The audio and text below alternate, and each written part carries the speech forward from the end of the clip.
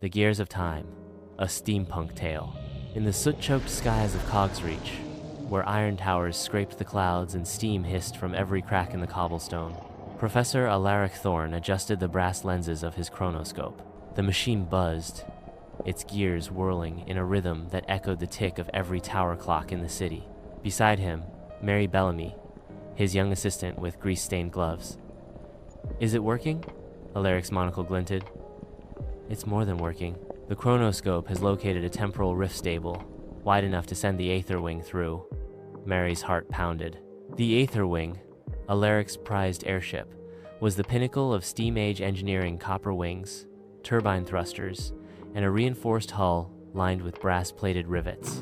Moments later, engines roaring and valves shrieking, the Aetherwing lifted from the Aetherium Spire and soared into the spiral of gold and green light that had opened above the city. The sky vanished. Time collapsed around them, clocks spinning backward, stars bursting and reforming. Mary gripped the rail as the ship was flung through centuries. Fencelets, they emerged into a world before time, beneath a molten sunrise. The sky burned with color. The air was thick, wild, alive. Below, a jungle unfurled in all directions. Trees as tall as towers swayed gently. Herds of brachiosaurs moved through the mist like living mountains. Pterosaurs, wings shimmering like stained glass, circled the ship with curious cries. Mary gasped. "We're in the Jurassic," Alaric grinned. "The dawn of life, untouched by civilization."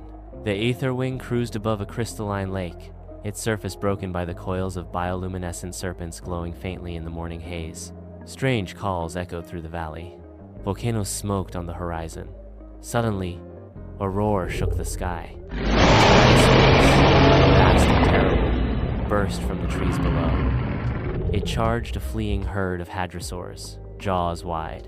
The earth trembled as it struck. "Magnificent," Alaric whispered. "Pure, primal evolution." But the moment shattered, the sky behind them rippled. The portal was collapsing, the spiral of light blinking, shrinking. "We're out of time," Mary yelled. Alaric spun the ship's wheel. The Aetherwing surged upward, turbines howling, pistons slamming like hammers. Pterosaurs scattered as the ship rocketed toward the flickering breach. The rift was nearly gone. With one last blast of steam and a jolt that shook every rivet, they shot through the closing Teargist as it sealed behind them with a thunderous snap.